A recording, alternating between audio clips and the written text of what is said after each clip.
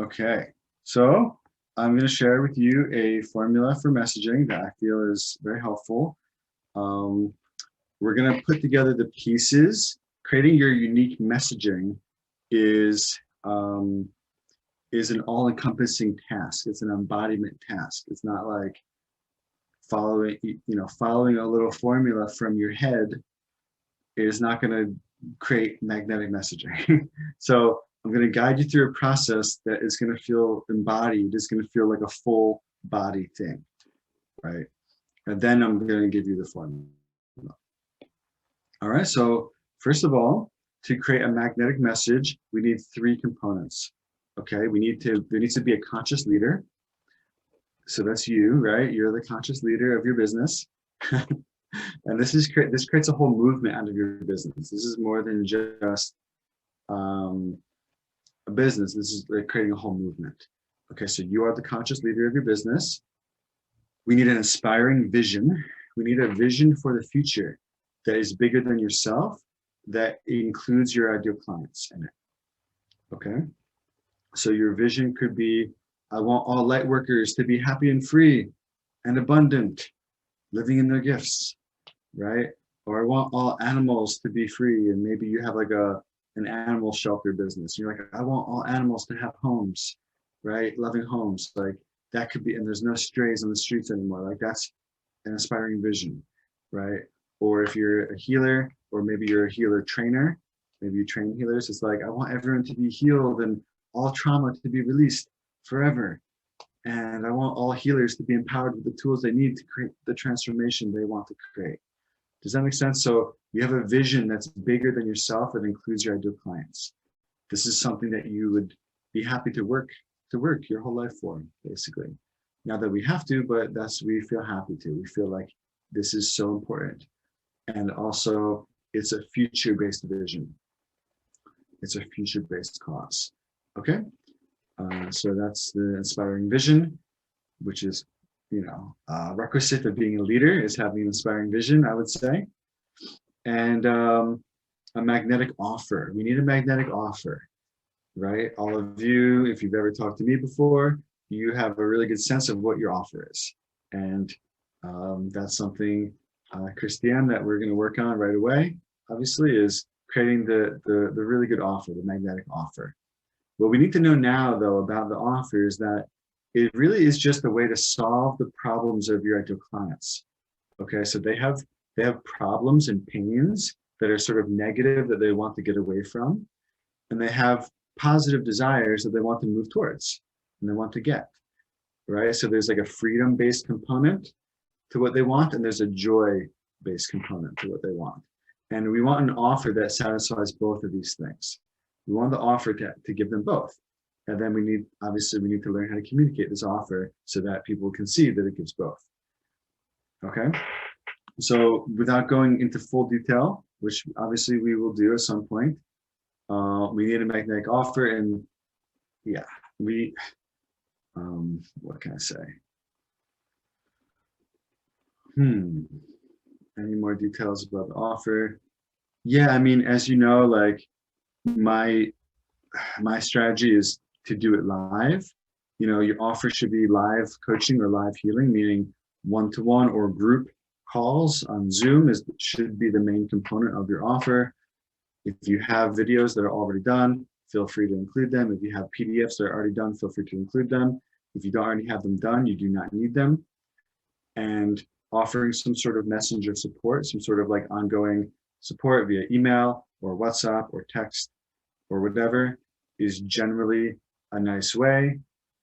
And one reason for that is that it psychologically answers the question, will I get what I need? Will I have my questions answered? Will I be stranded in between calls? Basically, will I get what I need? Will I get my needs met? And if you give them this type of support, then they will be pretty sure that they'll get their needs met, I think.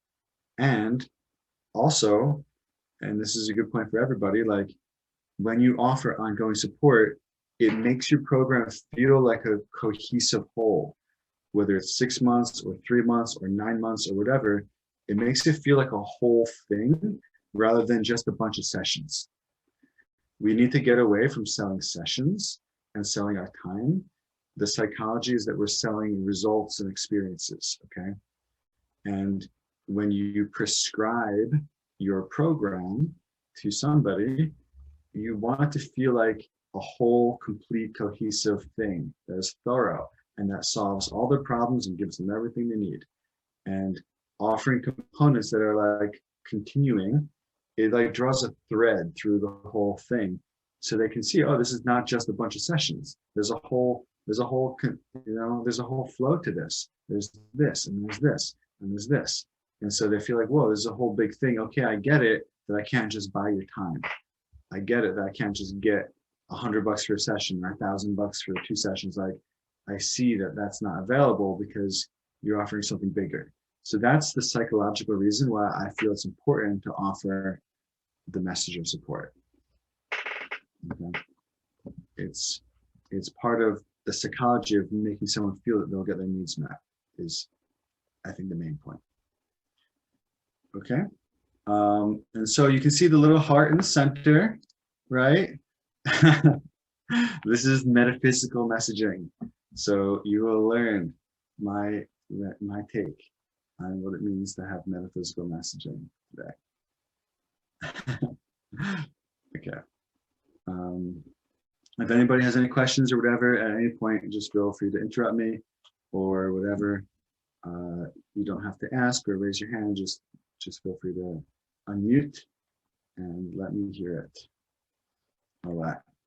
So I've kind of labeled each little thing in the center. So I think that when we sit down to create a message, whether it's a post or a Facebook Live about our new workshop that we want to promote, or whether it goes on a website or whatever we're going to create, we need to start at the center, right? We need to start within.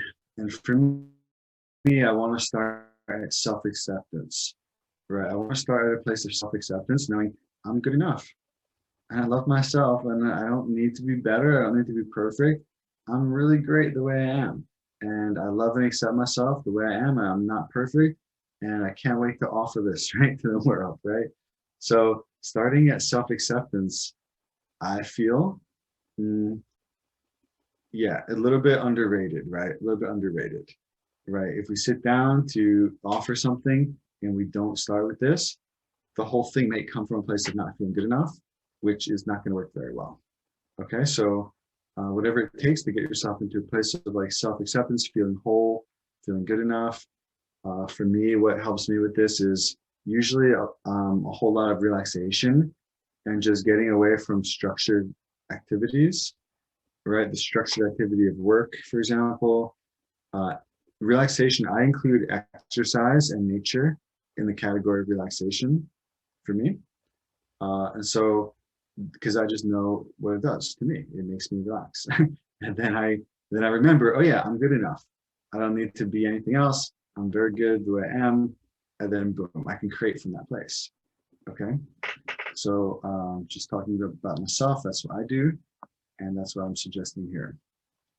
Number 2, we're going to move out from the center, and we need like a deep knowing of our purpose, our passion, our potential, right? These terms might be very flowery or esoteric or whatever, but generally we all translate this into, you call it, right? Your purpose. What's your soul's mission? Why are you here? What are you passionate about? What are you excited about? What are you doing? What are you doing here? Why are you on this planet? What the heck are we doing, right? We're here for a reason. And so just remember that, a deep knowing. This is what I'm here for. I'm here to offer this. I'm here to change these lives in this way, right? I'm here for this, right? And I have the potential to create huge change. Just remember that. Obviously, easier said than done. I'm not going to spend a whole lot of time on this today because everyone here has a practice of this already. And I'm suggesting that just remember to do it before you create a message because it will make a huge difference. It will make a huge difference. So whether it takes 1 minute or 5 minutes or 90 seconds or 120 minutes, doesn't matter how long it takes, it is going to be effective. more effective if you simply bring this mental attitude, this energy to everything that you create. Okay? And then when we're really in our purpose and our passion and our potential, we still don't need to create a business except for the fact that we have compassion for our ideal clients. So the next step, the light that radiates out from the center, from our center, is our compassion and love for who we're serving. It makes sense, right? Why else would you interact with them? It's not that you don't need anything from them. It's that you love them and that you have respect for them and that you want to help them. You have compassion for your ideal clients. That's the only reason that you're interacting with them at all. You don't even have a business without this. There's no purpose in even creating a business if you don't have compassion for your ideal clients. In the type of businesses that we're in, it does not work. So just remember this before you start to create anything, right? Just remember it. Oh yeah, I'm doing this because I love them. I have compassion. I have respect for my ideal client. And oh, they're not as happy as they want to be. They're in some suffering right now. Like I need to help them, right? So anyway, we all have a practice of this, and simply we just need to remember it and bring it to mind, even if it only takes 90 seconds or less or more or whatever, before we start to create our message. This is important, I believe. Okay. So let's go into, I started to create this and then I updated it and I just forgot to remove this page. But you know what? It might be more simple if I do it this way. Okay, so I'm going to give you a simple version and then a more complex version. So in terms of messaging, I've kind of labeled them 1, 2, 3, 4, 5, 6, right? And I'll give you this document. Don't worry, I'm going to put it in the chat as soon as we're done with this call. Yeah. We always start. So the magnetic offer is associated with the pains and desires of your ideal clients. Okay, for me, I kind of just want to like mic drop that point, because like I don't know like how many times. It's not that I say it a lot, I guess, and it's not that the people here don't listen. It's that when I think about how do I create a good message, this is the most important part for me. Okay, so I think maybe everybody gets it, but I just want to be clear as I can be, that if you get nothing else from this call, remember that your offer is associated with the pains and desires of your ideal clients.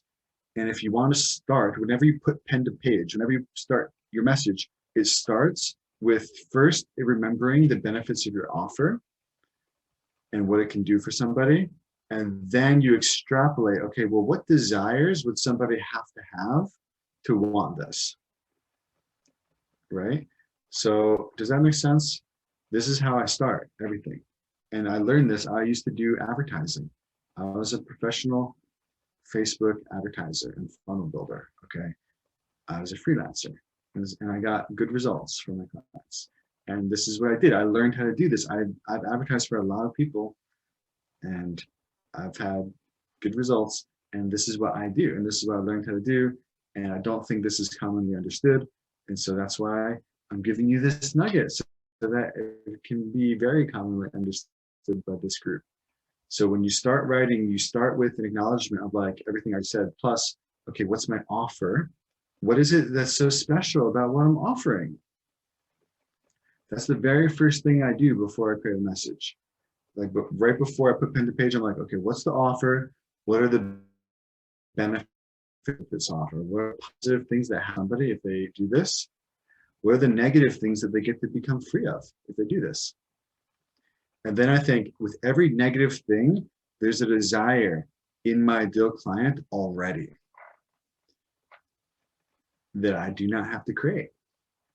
It's not my job to create desire. It is not your job to create desire. It is your job to speak to the desires that are already there in your ideal clients, and then to show them how what you have will satisfy their desires. You will connect the dots between their desires and your offer. And that's what your message is. Your message is the bridge between desires that they already have. Right? And you will speak to them, and then you communicate clearly that you understand their desires and you understand their problem and you understand the deeper cause of their problem and you understand the solution. And hey, you even have a special offer that helps them to get the solution into their life. That's what your message is a connector. It is a bridge. Okay. And it starts with deeply knowing the desires of your ideal clients. And that, for me, that starts with knowing what is my offer. My offer matches their desires perfectly. They fit together 100% perfectly. And if they don't, like, we either need to update who's our ideal client or we need to change your offer and make it better. Okay. Michelle, anything to add to this point? No, I feel like you've nailed it.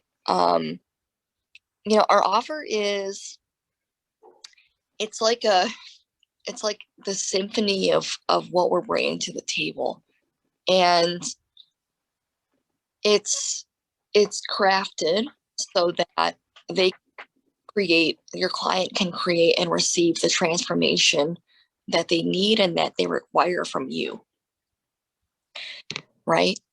And what's cool about offers, magnetic offers, is that they're not separate from your uniqueness, right? They're not separate from what makes you unique. And in fact, what makes a really good offer is including that uniqueness in it. That makes sense. And allowing the offer that you create to be a reflection of your own light and to shine in the way that you're meant to shine.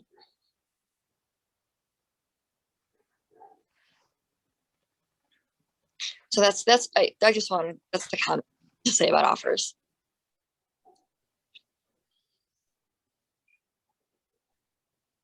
Your uniqueness, making sure that your uniqueness is in them. Yeah.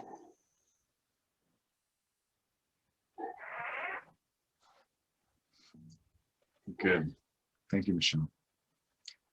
Hey, any questions before I continue? Before we continue?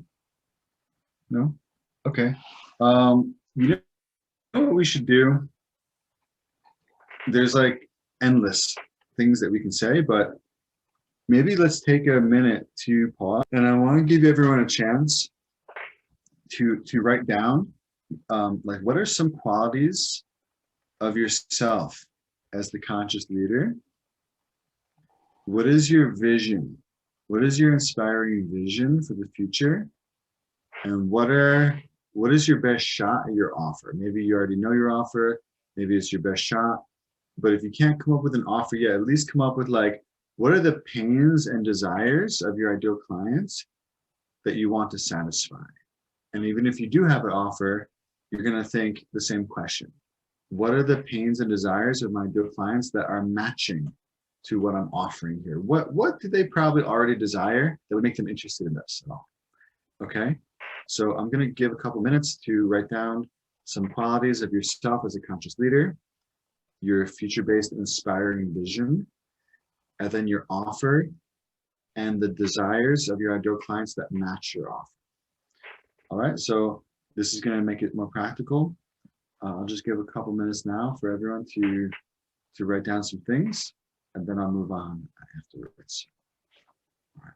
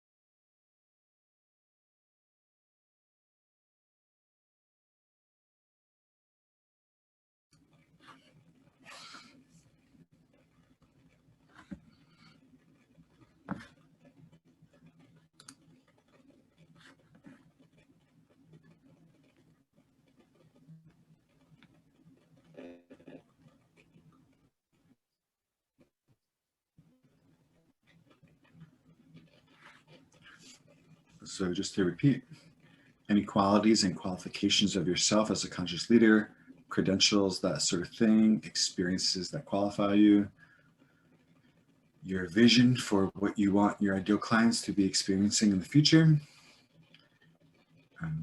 You know, make it very inspiring, make it big, big, big picture. And then your offer, including the ways that your offer solves their problems, gives them what they want.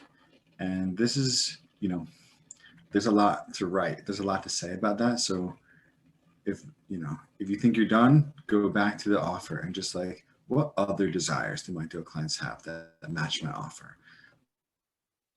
What are their other desires? For every positive desire, there's a negative desire. For every, so positive, negative, internal, external, right? Externally, what do they want? Internally, what do they want? Externally, what do they want to be free of? Internally, what do they want to be free of? Positive, negative, internal, external. You'll come up with a lot if you think of it like this.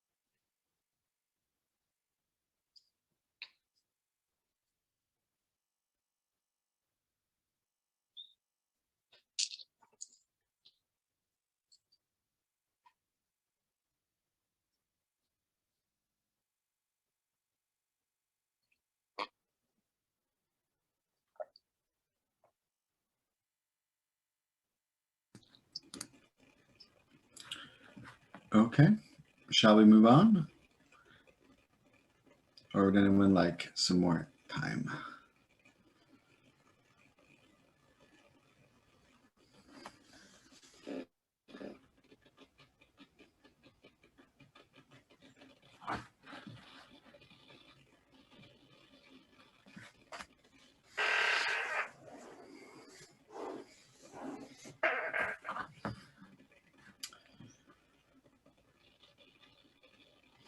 Is anybody opposed if I move on?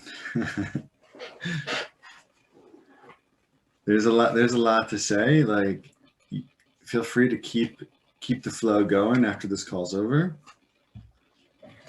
because this is a big job. This is your core messaging. Okay, but now we got the juices flowing now, and so you'll be ready for the next part. Okay. So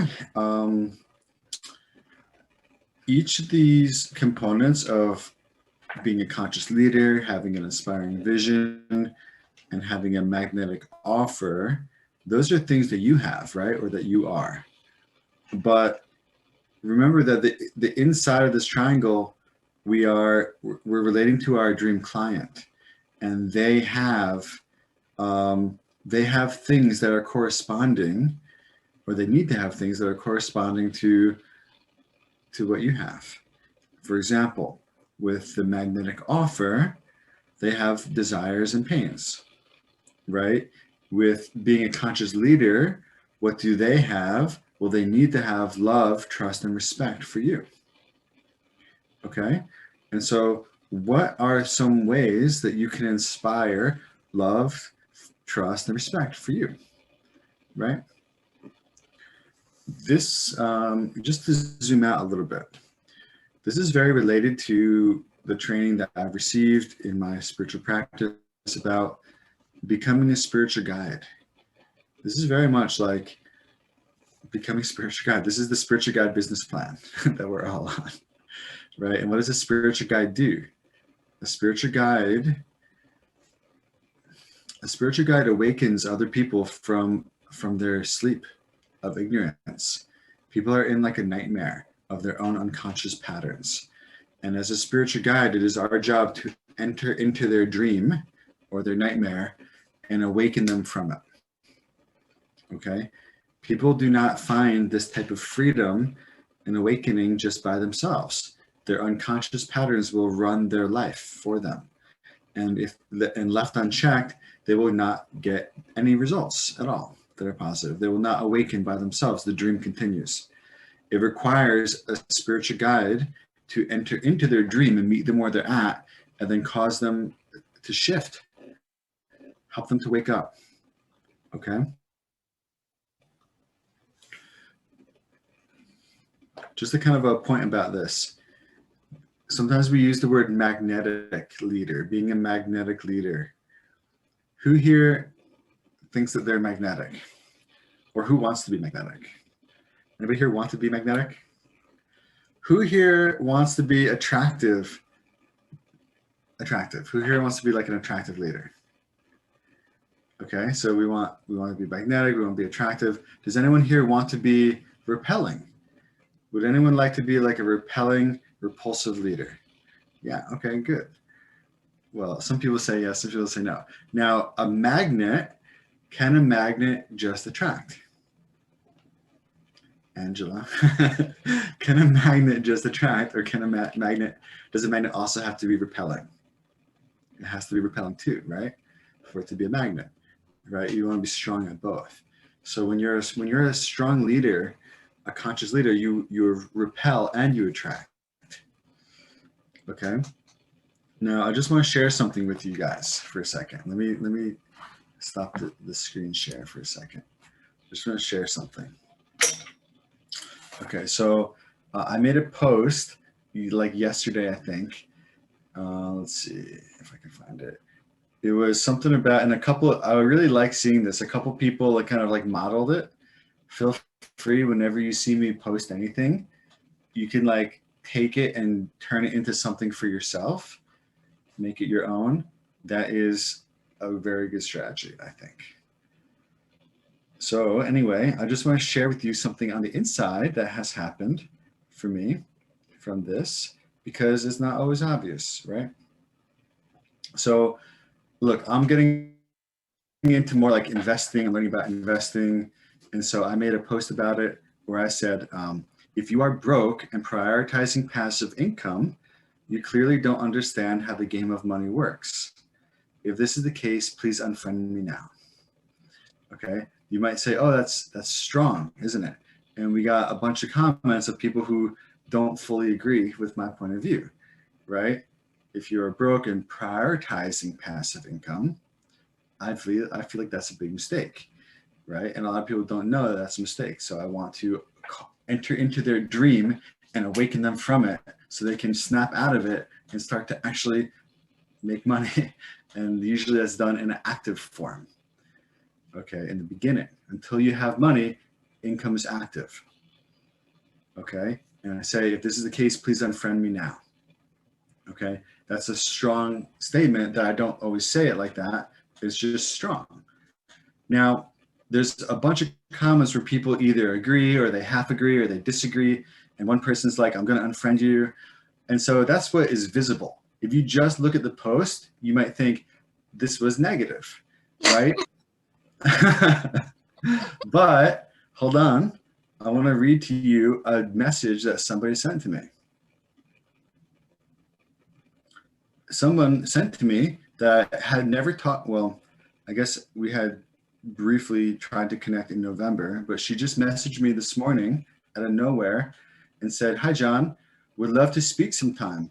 I don't need more clients, but I do need to learn to invest. And I said, beautiful, I'd love to chat about that. And she says, great, I have come into business success, but have zero idea how to invest. What services do you offer and what are your rates? Thanks. Okay, now I don't have the teachers, and I told her that, but if I did, I had a client already. You can see how this caused a very strong reaction one way and the other. It caused both, okay? If we're not willing to be strong, we're not gonna get the benefits of having people come to you strongly, okay? Now I told her in an 8-minute voice message, I said, hey, I don't have a program about investing. I'm actually semi-beginner at it. I'm not even that advanced at investing, right? I'm just learning about it now for the last few months.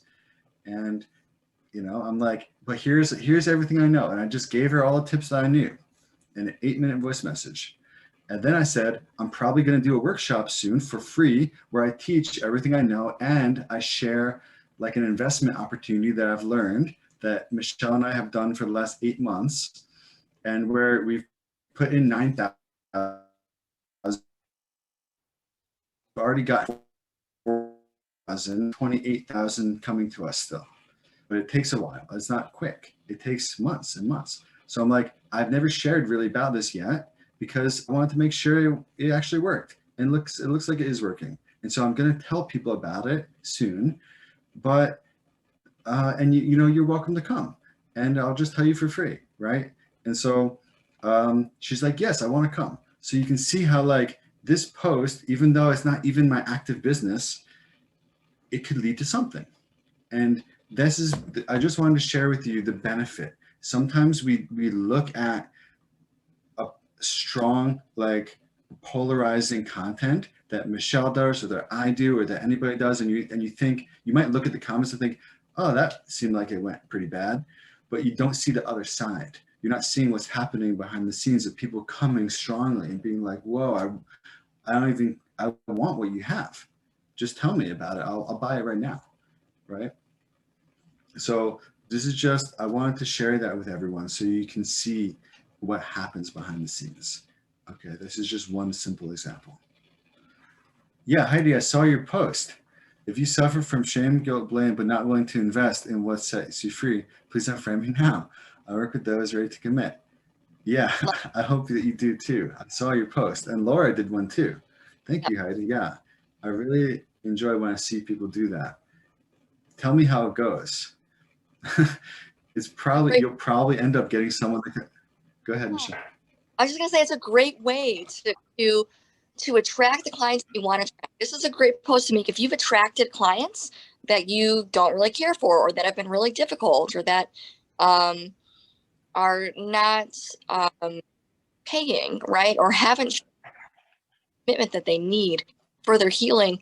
This, right, how do we respond, right? How do you respond when those types of situations show up in our business?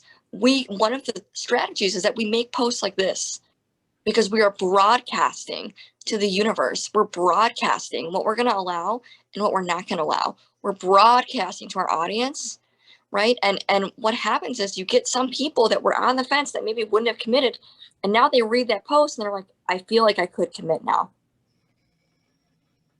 right? And I genuinely did it to help people too, to be honest. This wasn't even a business strategy for me on this one. Sometimes I do it for business strategy.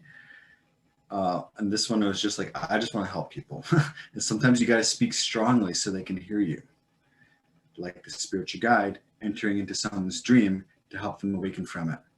People are sleeping and we need to be a little bit strong. We need to match their energy is really what we need to match their energy and then lead them out of it. That's what leadership is. Some of you may know this. Michelle and I met through a Facebook post that I made. And I said, if you want, and so the other, if you want to be polarizing, one way to do it is to make sure that you are defending your tribe. Think about who your ideal clients are and then defend them. Say something that defends them. This is how you create raving fans.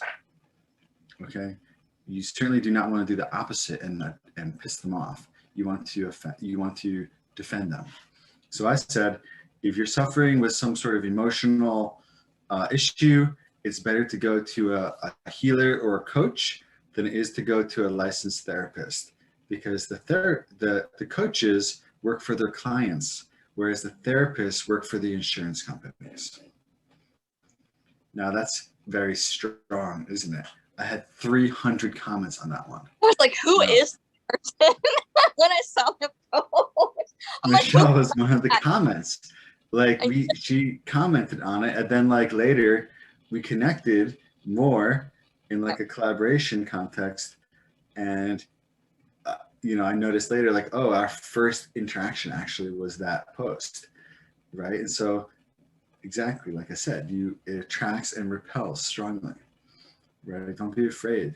It just, for whatever reason, Facebook likes drama. Okay, Facebook likes drama, and if you can do it consciously, it will have a good effect for you. Now, I did that post obviously before Michelle and I met, which means before we launched together, which kind of means that my whole business was at least partially ignited by the engagement that I got from that post.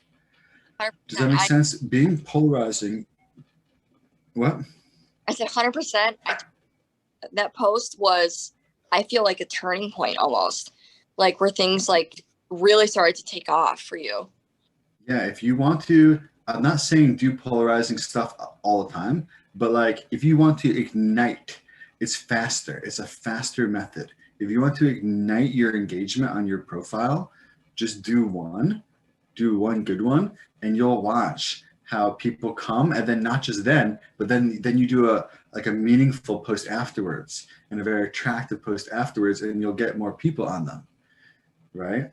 This is almost like a cure-all, right? Just do it because of what the good things that come to you. So yeah, you want to think like, how can I defend my tribe? You want to say something that's going to make your tribe fall in love with you, and people who would never buy from you get pissed off. That's the formula. And yeah, so that's the formula. So it's like, who would never buy from you? And you just poke it a little bit, but you want to make sure that you're defending your ideal clients at the same time, right? So anyway, there's an art to that, to do it well, right? I was very, very nice to people in the comments, and that's I want to piggyback on what you're saying, John. How you follow up in the comments on those posts is very important. And I've seen others that have polarized and then been maybe harsh or sharp in the comments, and then that can end up working against you. But if you make the very polarizing post and very intentionally follow up with a strong sense of goodwill and that you're hearing people's points, right? You demonstrate like the ability to kind of see multiple perspectives and right? And you're not rigid, right, in how you respond. It mitigates somebody that like, think about the eyes of the consumer, right? They're reading that post and they're like, whoa, wait a second, right? And then and now they're kind of checking you out, right? They're checking out your character, they're checking out how you're responding to things, right? And so what picture are you painting with that? And so these polarizing posts are a great way to do that. They're a great way to show yourself. They're a great way to reveal yourself. They're a great way to reveal how you think to your audience. And honestly, there's a lot dynamically happening with them. And those are the main points I wanted to make, is like how you show up, how you respond when people respond to the post. People are watching that. And people are, even though they may not comment, because the posts get a lot of attention, you can showcase quite a bit about yourself through them. But it requires courage, right? And it requires some mastery. I think everybody here is courageous enough to do it. Is everybody here courageous enough to try one of these? It doesn't mean to try it haphazardly, like think it through, make a good one when you're ready. But at some point it will do wonders for your Facebook engagement. It really will. Wait until you're ready, until you know what you want to say, and you want to make sure you can stand behind it. Like whatever stance that you take, you want to be able to defend that to the death. Like you believe in this stance and you've thought it through.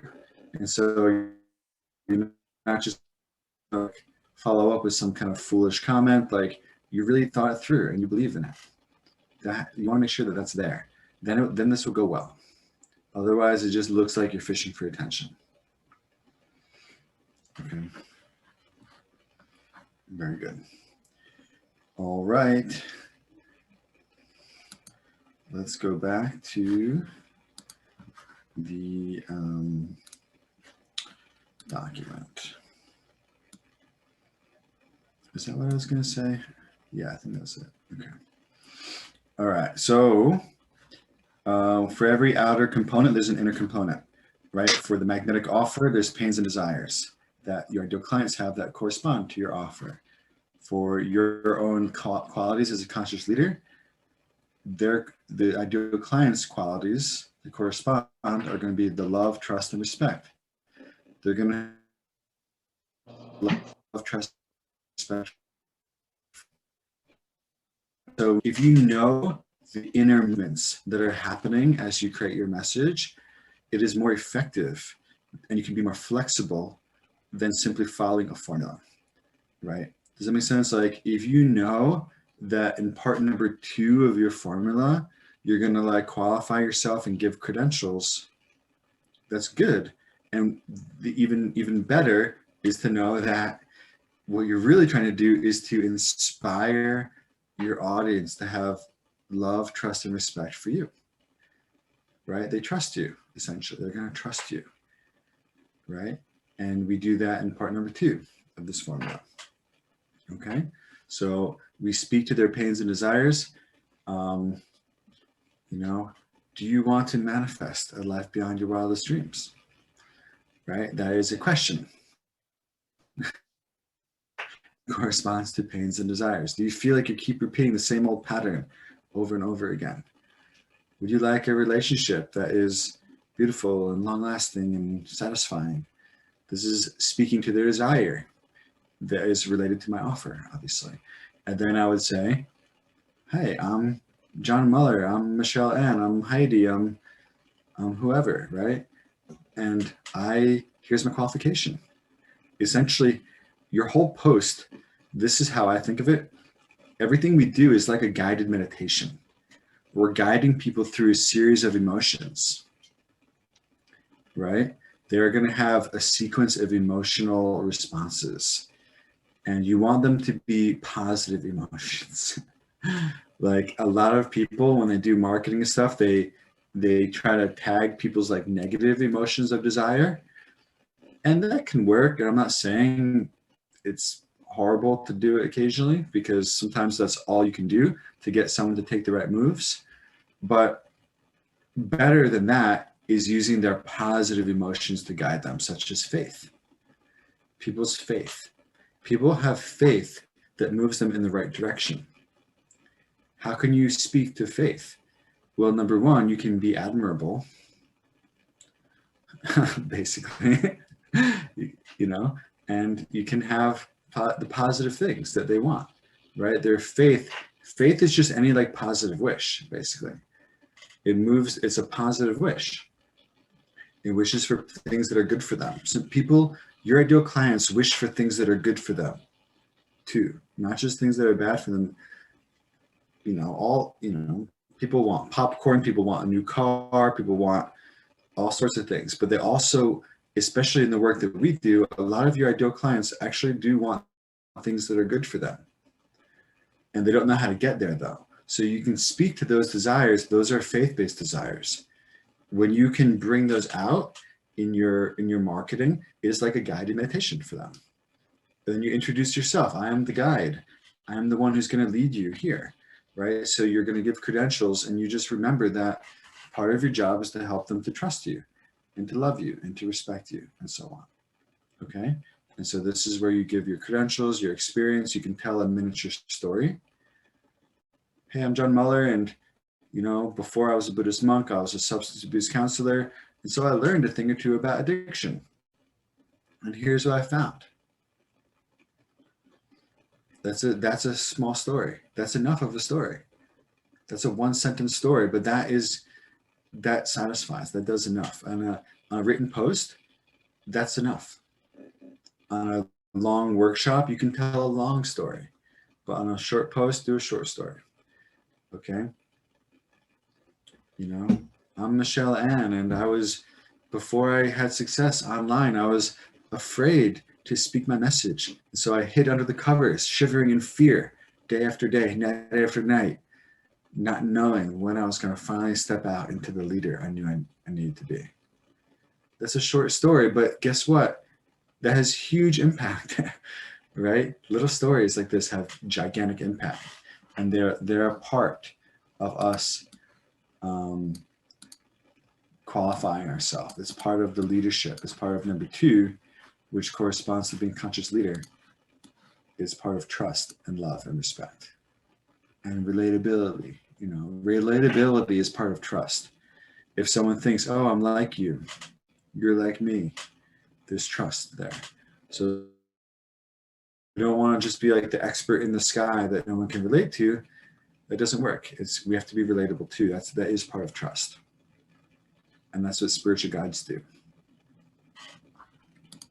Okay. I know we're going like super big here, super metaphysical, but that's good, right? Any questions so far? Michelle, anything to add?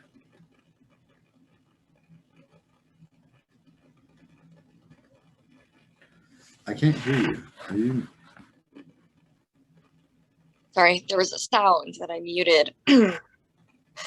So with love, trust, and respect, it's like we're building that foundation with our clients. We're building that foundation of interaction. We're building that their ability to trust us, right? Their ability to respect us.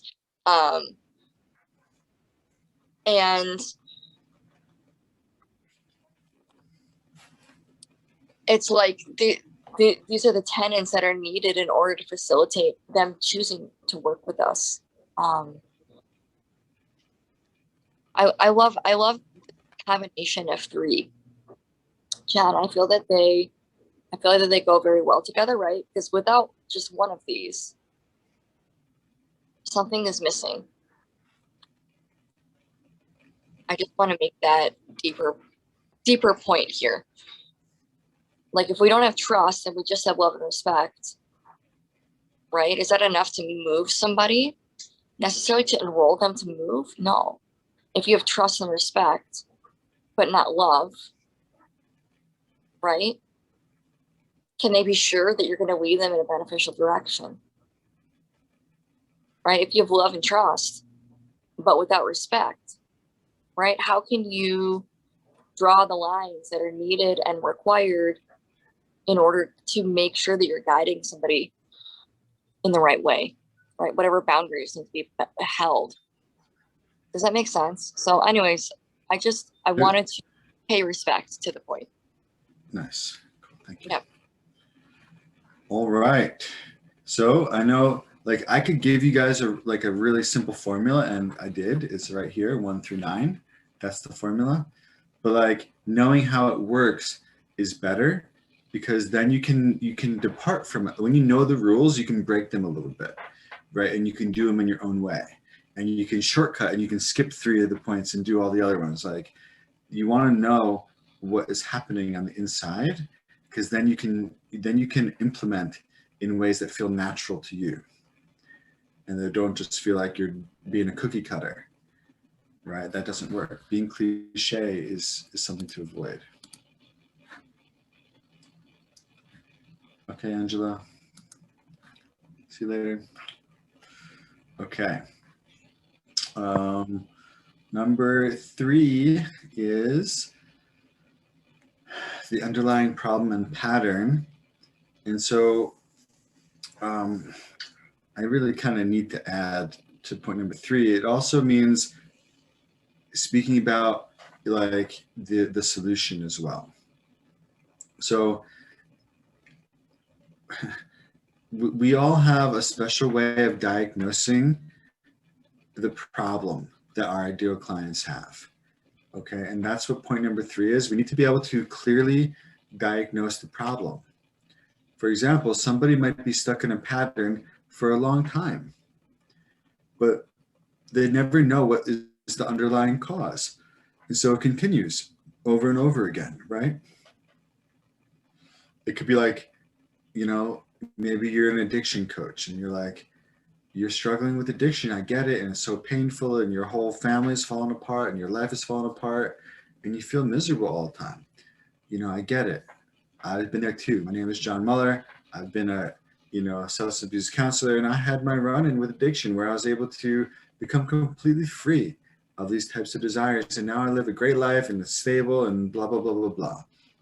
And what I've learned is that what causes addiction underneath is the cycle of pain and shame and guilt. The shame and guilt cycle is always underneath addiction, and it always creates the relapses. Okay, so trying to avoid a relapse by not going to a bar is not going to help. What we need to do is to release the pain, the shame and the guilt underneath, and then any desire to go drink is going to disappear. Okay, so what I want to present to you is I have a new workshop coming up where I'm going to teach you the 3 keys of how to release your shame and guilt. Blah, blah, blah. So you see how I did the 3 and then the 4. Okay, what's the underlying problem? You want to isolate it as one thing. You want to be able to articulate the pain and the problem, or the underlying cause is one thing, and the solution is one thing. There's a coin. Imagine that you have a coin that you flip over. One side is the underlying cause of the problem, and the other side is the essence of the solution. And you can turn it over. You can be like, the real cause is this, and the real solution is this. The real cause is the shame and guilt cycle, and the solution is to release these through shamanic breathing, through energy medicine,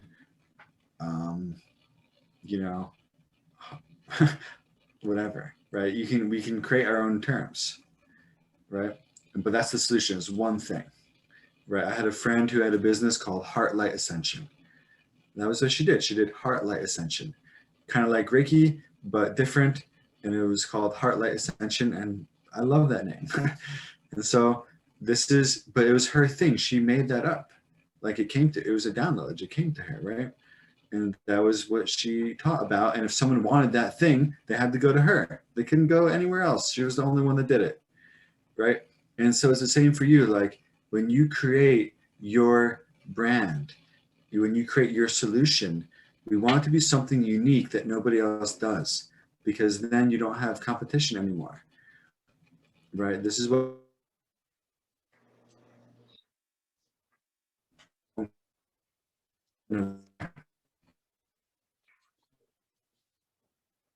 price shopping, compare, oh, Susie off, or, you know, sorry, my internet is a little bit unstable, it looks like. Hopefully you guys can hear me. But It's not too bad though. we don't want to be price shopped, right? And so you create something that's unique that nobody else has, and then you are incomparable. Okay, so this is very important to do this. Okay, so that's number 3 is, and I kind of need to reword this. It relates, it's the underlying problem and pattern, but it's also the vision for the solution. It's also like the prescription for the solution, like the specific method of release, the specific method or modality of getting healed. It's a one thing. It's one thing. There's one cause, there's one solution. This is, if you can say this in a way that's clear and that is attractive and also is true, like it matches your own story and it's unique, you have a great business about to, you know, do great things, right? It needs to be clear and believable and attractive, and it needs to be true. It needs to match your own story. It needs to be unique, and no one else does it, or no one else says it in this way, in this exact way. Those are the elements that you want for your unique prescription, your unique method. Okay. Okay, so that's number 3. And then, of course, this leads you very well into your offer. And today, what I'd like to offer to you is this. And a really important concept in marketing is called sell the next step. We're always selling the next step. So we know that our marketing plan, our marketing model, our sales process has multiple steps. We want it to have multiple steps because each step filters out certain people and allows us to focus on a smaller number of people so that we can have higher conversion rates, right? If you had a shotgun and you just shot your message out to everybody, it wouldn't really get to anybody, okay? So what you want to do is like create like little filters and little groups of people, and then you can focus on them. So for example, if I'm doing a workshop, I can promote my workshop. And then I do everything I can just to get people to the workshop. I don't talk about my program. I don't talk about anything. I just talk about the workshop.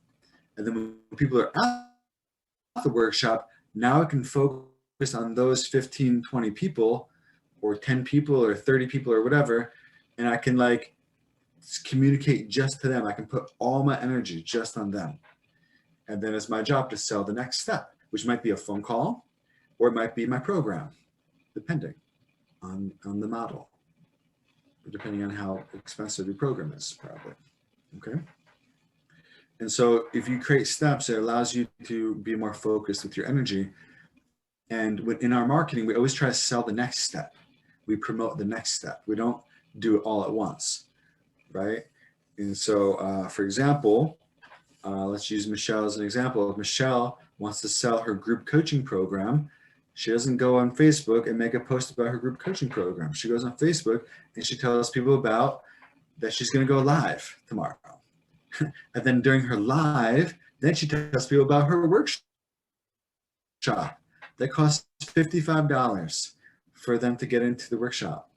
And then at the workshop, then she tells them about group coaching. Does that make sense? It's a step-by-step formula. Like that's more effective. That's more effective. I'm not saying don't talk about your programs ever. I'm just saying like, sell the next step. Yeah. And when you offer, a huge value at a low price point, what it does is, number one, it sets up goodwill. It allows you to accumulate goodwill, right? Because for $55, someone's receiving $5 worth of value, right? And in an energetic sense, they kind of owe you in a good way, right? And so now they feel like they so much, and so now they're more open than they would be otherwise to buying from you. And when we talk about a more expensive program right out of the gate, what happens for a lot of people is they just freeze, or they just can't, they become too confronted with their own limitations, right? And so when you offer a small offer up front, it allows a lot of those limitations to get bypassed, and it allows you to reach out and connect to more people than you would otherwise. They call it sticker shock. Yeah. Right? It's called sticker shock.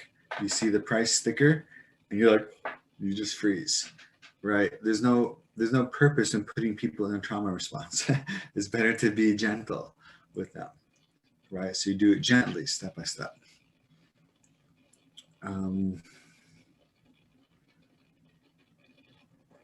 Oh yeah. So Michelle, I love what you just said about giving them more than the price. Have you ever been to, like, say, New York City or somewhere where people are selling things on the street and they'll like put something in your hand and then try to sell it to you? They'll like put like the bracelet in your hand, or they'll put like a book in your hand, and then they try to sell it to you after it's already in your hand. Has anyone ever had that happen? It's like almost like hard to give it back, right? It's like if you wanted it, it makes the sale really easy for them, right? It's part of their technique in selling. It's just put the value in your hands. And it's the same thing if you're over delivering on workshops and so on. We need to put the value in their hands. Whatever you have, put your value in their hands, and they'll have a hard time giving it back, and they may decide to exchange you money for more value, right? Yeah, if I deliver $5,000 worth of value during my $55 workshop, and then at the end I sell a program for $4,400, I'm probably going to make a lot of sales, don't you think? Because they've already experienced enough value, and they're just paying me for what they've already gotten, right? This is kind of a technique in business. You give as much value as what you're trying to sell. If you have a $20,000 program, you should give $20,000 worth of value up front, and then they'll pay you for it after. It's really interesting how it works. I would try it. I would try it. At least go with the concept. It's a good concept. Okay. Okay, number 5. So yeah, 5. Okay, so after you make an offer, there's going to be some degree of influence that we need to flex, that we need to embody, right? When you make someone an offer, they are most likely going to need to be energetically sold. We need to energetically sell them on this offer. It is not enough to just make an offer and walk away. Like, people, to make the exchange happen, you need to energetically sell them. There's like a little dance that happens. There's a tango. Okay, there's a jiu-jitsu match, right? It's influence, it's energetic influence. And we need to learn that game. We need to learn how to be energetically influential. Meaning, we don't want people to say no to something that's really going to be good for them, right? If your offer is really good for them, and if they've already made it this far and whatever you're doing, like, you need to use whatever influence you have to get them to say yes, if they're the right fit. And so number 5 is referring to like the emotional, energetic influence required to make the exchange happen. Number 5. And then number 6 is referring mostly to, like, we're going to explain away their objections. We're going to bring them back to the vision. So you can see how I'm going around in a circle here. I did 1, 2, 3, 4, 5, 6, right? I'm going clockwise around this triangle. And my purpose in doing this was to make it easier to remember, so that in the future you can just see the shape and you don't need any of the words, and you can just know what to do. Okay? So remember, the offer corresponds to their pains and desires, and your conscious leadership corresponds to their trust and love for you. The vision corresponds to, your vision is what's able to see the underlying cause of things. Your vision sees the solution and the mechanics the mechanics of how the solution works. Your vision can see that, right? And so you are going to be communicating these things. And then you go to number 4, which is you make the offer. 5 is you use your influence, your leadership energy. And 6, again, like what happens is people's logical mind comes in and they're like, oh, but what about this? But what about this? But what about this? And you just bring them back to the vision. Bring them back to the vision, and the vision explains away all these concerns. The vision has the solution, and you can just communicate, well, actually, it's like this. Actually, this isn't really a problem, you know, and, you know, Susie joined the program and this wasn't a problem for her, and blah, blah, blah. Your vision includes the answer to all these questions that people ask. So just come back to the vision. That's so profound, John. That's so profound. The vision has solution. The vision has the solution. The now moment is informed by the vision. That's so profound. Thank you. I appreciate that. I really love that. I urge you guys to really like let that wisdom, that deep wisdom just sink in. Yeah. So this is like the part of the sale that is answering objections, right? And this doesn't just happen on a sales call. Like our posts, our written content, if it's a promotional content, is the same as a sales message. Okay, and it includes all the same steps. And so there's an emotional sale and there's a logical sale. And normally they happen in that order. Okay. And so here's what I used to do is when I talked to someone, as soon as they had an objection, I'd be like, okay, no problem. And I would like run away because I was scared of being rejected. Okay. And I didn't make a lot of sales. In fact, there are a lot of people I could have helped, including one person who had just opened up an aerial yoga center. She had a aerial yoga center in the town that I lived, and I could have helped her a lot. In fact, I filmed a whole video ad for her that came out really good, and we just never started it because she didn't pay and because I wasn't able to answer her objections because I didn't even try, right? I just ran away. And so if people have an objection, rather than running away, all that's happening is their vision includes problems and your vision includes solutions. And so all you have to do is just keep communicating your vision to them because it will answer their questions. It's not faking anything. You can see clearly how they can get a solution, and you just need to communicate. This is how it works. This is how it's going to go. This is answered by this. My vision includes this, which answers this, right? Susie joined and she was just like this, just like you. And then we did this and now she's healed or whatever, right? Your vision includes all the solutions and it's just our job to communicate it because it will answer their objections. Just keep coming back to it. You don't have to be shy about communicating your vision. People need it. And there's a lot of people that you can help that you won't help if you only sell to people who are like ready to go on the first shot. There's a lot of people that you can help that need a little bit more coaching. They need a little bit more articulating the vision so they can come into alignment with it, right? You'll help more people like this. It's what a spiritual guide would do, right? What would a spiritual guide do? They would show up into your reality and they would just keep communicating the highest vision until you finally aligned yourself with it. Basically. They're not going to be like, okay, never mind. I don't want to get rejected, so bye.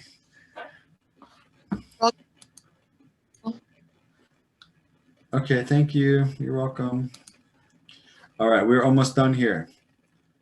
I made a commitment to stay at 90 minutes per call, and I'm doing my very best.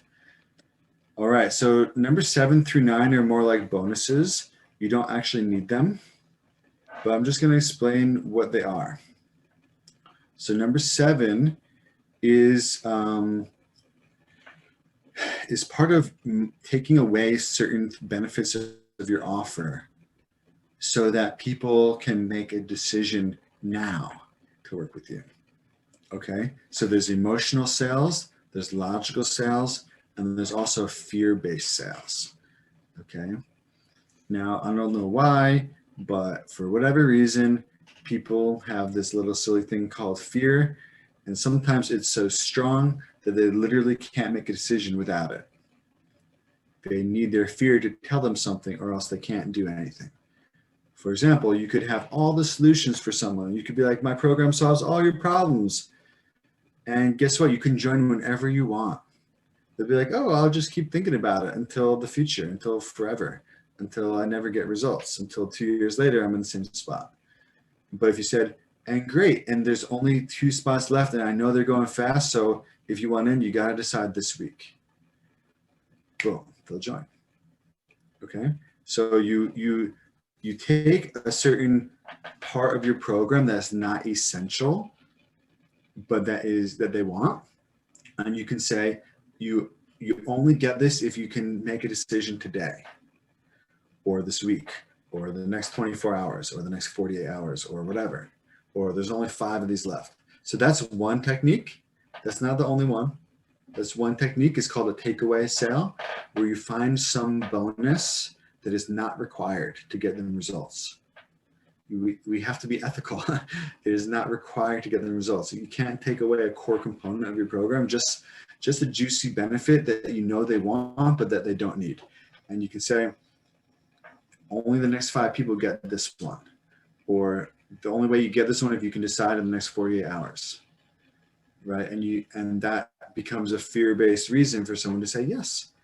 Now remember, this is not required, but generally what you'll notice if you ever do any sort of promotion, notice that when you first do the promotion, people join, and then let's just say it's a week long, you have a workshop. Maybe you have a workshop coming up in a week, and people join right away, and then nobody joins, and then the very last day, a bunch of people join. But why? It's because there's a deadline. People need deadlines to make decisions. Okay, so giving some sort of deadline, like there's only 3 spots left, or what most of us commonly do, I think, is it could be about price. It could be, well, I give a discount. If you can make a decision in the next 48 hours, I'll give you this discount, and after that, the price goes back to normal. That's another way, and it helps people to make decisions faster, right? If we don't do something like this, people's analytical mind will sometimes want to keep gathering data and gathering data and gathering data because they're afraid to make the wrong choice. Now, the higher ticket you go, the less you need to do this. The lower your prices, the more effective this is, and the higher your prices, the less this matters. Because with higher prices, you're speaking to people who are empowered buyers. And they don't need to have fear-based reasons to do something. They can do it with just simply believing in it and just simply seeing the benefit. Okay, so generally some sort of limitation on the number of spots, or the offer is only this good for the next 3 people. Generally, this is really good to do for anyone, for all of us. But just so you know, like the higher-minded buyers don't need very many fear-based reasons. They might need a short deadline, but it can be super low pressure. Super low pressure works better generally for high ticket stuff. If you're selling like $1,000 items, a $1,000 is like, we'll call it like a medium. That's kind of like a medium price. For medium prices, people who have never invested this much money before are good candidates for a $1,000 item. Okay, and so even for $1,000 things, it is helpful to have takeaway bonuses and time restrictions and all that stuff. It works because they're not seasoned buyers yet. They're first-time buyers of expensive transformational items, generally. Okay, So my suggestion, if you're wondering about prices, my suggestion for prices is, and I'll just stop sharing my screen real quick. I try to like say things that are helpful, that are not too like generalized, but like I'm learning about prices, right? So my suggestion is, if you've never sold anything before, the first thing to do is just go sell something. Sell your transformational work, period. I don't care how much it is, right? And you want to work your way up till you can sell it for about $1,000, right? You want to be able to sell. That's like the first milestone is make a sale. Make 1 to 3 sales at any price at all, right? Ideally, at least a couple $100s, right? And then you can go up to 1,000, and you want to start selling things for $1,000. You need to do it at least 1 to 3 times, and then your next milestone is you can do 2,500 or more. Okay, so I feel like this is the step: is sell anything at all, and then go to 1,000, and then go to 2,500, and then from 2,500 you can go up to 35, 55, 10,000, whatever. Is this making sense to everybody? Okay. It's just general advice. Okay, we are almost done. Very, very quickly, the last couple points. Yeah, so position and posturing. And oh yeah, ending with a note of gratitude, especially when you're on a post or even in a workshop, it doesn't matter. Ending with something inspiring, like turning the energy back up to the universe, is more effective than ending with like a call to action. Okay, so turn the energy back up to the universe. It's kind of like a dedication prayer, right? So at the end of a meditation session or a workshop or something, like let's just say today, because we had a really nice session here today, I could say, I could make a dedication prayer through the energy that we've all collected today together. May everyone in the world be happy and peaceful. May we all have deeply meaningful lives. May everyone in the world experience good fortune as great as our own. That is a dedication prayer, and that's just a beautiful way to end an inspiring activity, isn't it? And so it's very helpful to end your posts like this. With turning up to gratitude is like a good way to say it. It doesn't have to be a prayer. It could also just be gratitude. Gratitude is very similar to a prayer. It's almost the same energy. It's faith. They're both faith. Okay. So gratitude does a similar thing. You're turning it back up to the universe. You're like giving it back to the universe. You've created the energy and now you're giving it back. I believe that it's more effective to end even our promotional posts like this than it is to end them with calls to action. If you've done the above points well, there's multiple space for them to want to buy from you. You don't need explicit call to actions for people to want to work with you. In fact, doing too many call to actions is traumatic for people and they want to run away. Everywhere you look on Facebook, promotion this, do this, here, do this.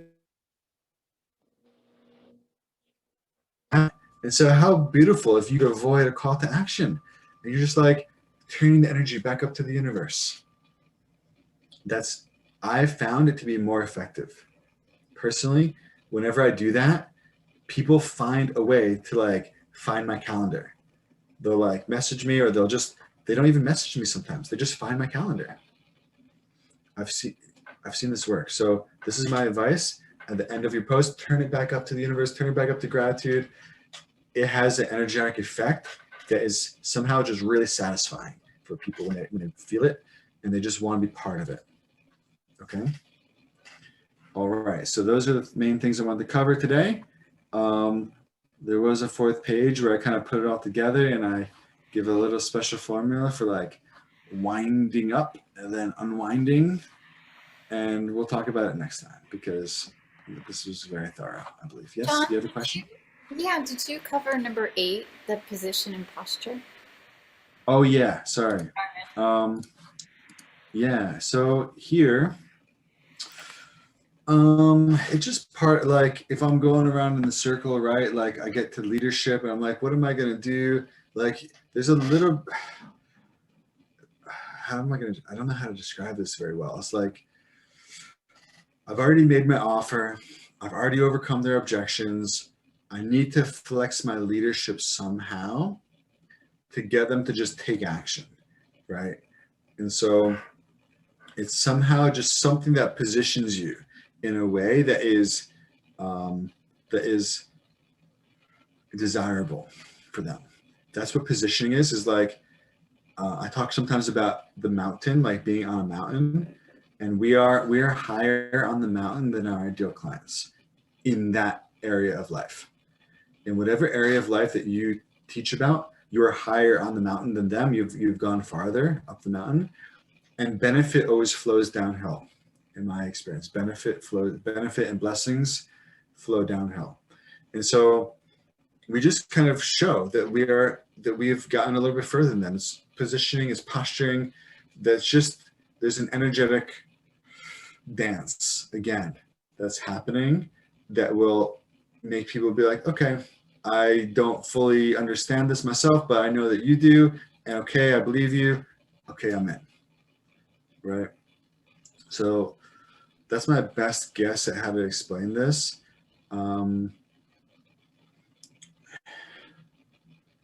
Yeah, it's a slight flex of our credibility and our credential again. In the sequence of this communication at part number 8, it is required to do a slight flex of our credential again. So they feel, okay, I'm in, right? Does that make sense? Yeah, okay. So here's what I can say in general about all of this is the best way to learn is to go and do it. Okay. So none of us are going to be master copywriters and content creators from day one, but we will learn really well if we just go try, right? So all of us are already doing this, but my recommendation is to take something that you've learned today and just give it a shot. Just go give it a try, okay? Weave in everything that we talked about. You start with the pains and the problems, and you try to connect the dots to your offer, And in between, you give your own credentials and you explain the vision for the problem and the solution. Right after the offer, you're going to explain away their concerns and all the other things. As I said, 7, 8, 9, not technically required, although number 9 is a very good idea. And yeah, just give it your best shot. And then the next one you do will be even better. And the next one you do will be even better. And not just that, your ability to learn and absorb this type of information from us will improve the more and more you do it, because it will turn into lived experience, right? So this is a skill. Sales and communication in general is like a mastery level skill. Anyone who has mastery of communication will be always provided for, will always be effective, okay? It is a high level skill that is very, very much like, it's hard to replace this skill, okay? And so, because now that we've been in this class, the imprint of this knowledge is deepest right now than it will ever be of this particular class, this would be the time to practice it. If you practice it right now, it will become more lived experience, and it will be easier to carry it with you in the future with less effort. Okay, so my advice is in the next couple of days, make at least one post that's nice, like make at least one like really good one that where you're trying to follow this formula. And then You can always rewatch the class, and then your ability to absorb the material will get even deeper. And we always circle back and cover these topics again. And so the next time you learn, your ability to absorb the subtlety and the nuance of this topic will improve a lot. Okay? And so generally the main thing to do is to go practice this at least once. I'd say at least twice, really, before next Tuesday. So within the next week, before next Tuesday, I would recommend to do two. Just do two. You can do it as a Facebook Live or as a video where you're verbally speaking without a script. And you can do it as a written post, which you'll probably find is a little bit easier. And they're both very good. Okay, so that's my recommendation. It'll make you more masterful at communication. And that is something that will make you feel happy and effective for pretty much your whole life. So highly, highly recommended. Okay, any questions about that so far? Everyone feel happy? Yes? Okay, wonderful. Michelle, any other points? Yeah, I just want to encourage people. You know, the image that John made can be meditated on. It John made can be in order to kind of in everything. Each point of the image, right, has a meaning, and as you meditate on that image, you can allow the point from it to settle in.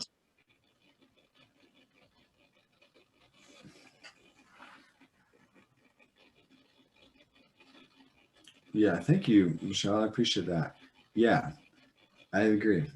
And that's the whole point, is like it's less conceptual. The image is less conceptual, which means like you can just get it from looking at it. And so like you don't have to rewatch the whole class. Like once you get this, just the image itself will remind you of everything that we just talked about today. It's like a shortcut. Okay, that's the whole point. I learned this from Tantric Buddhism, which is very beautiful practice. All right, so I hope you all have a wonderful day, and I'll put the PDF of this image in the chat thread so everybody has it. And Christiane, I'm looking forward to our call tomorrow, and I hope everyone has a great day. All right, message me if you have any questions. Bye-bye.